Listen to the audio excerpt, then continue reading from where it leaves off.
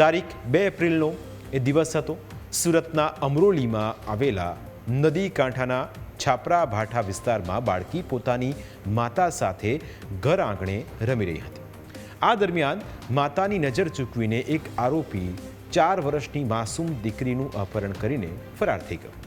પિતાથી અલગ રહેતી એકલી માતાએ દીકરીને 24 કલાક સુધી શોધી, પણ ક્યાંયથી તે ન મળી આવતા આખરે તેણે અમરોલી પોલીસ સ્ટેશન લઈ જઈને આખી હકીકત વર્ણવી. પોલીસે એક ગરીબ પરિવારની મહિલાની વાતને ખૂબ જ ગંભીરતાથી લીધી અને શરૂ કર્યું ઓપરેશન મુસ્કાન. અમરોલી પોલીસ સ્ટેશનની ટીમ સાથે સાથે એલસીબીની ટીમ અને સુરત શહેર ક્રાઇમ બ્રાન્ચના પોલીસ અધિકારીઓ તેમજ કર્મચારીઓની અલગ અલગ ટીમો કામે લાગી. 5 ઇન્સ્પેક્ટર, 9 સબ ઇન્સ્પેક્ટર અને 110 પોલીસ કર્મચારીઓની કુલ 10 જેટલી ટીમો સમગ્ર સુરત શહેરમાં બાળકીને શોધવા માટે કામે લાગી. પોલીસ તપાસ કરી રહી હતી ત્યારે જ એક મહત્વની કડી હાથ લાગી.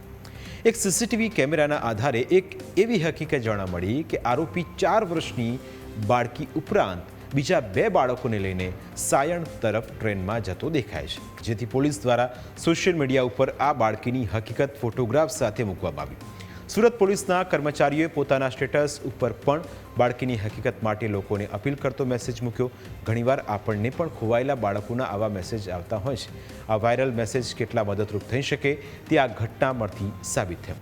પોલીસ કર્મચારીઓએ સોશિયલ મીડિયા ઉપર મૂકેલા સ્ટેટસના આધારે 6 એપ્રિલે વહેલી સવારે બાળકીને શોધી કાઢવામાં મોટી સફળતા મળી.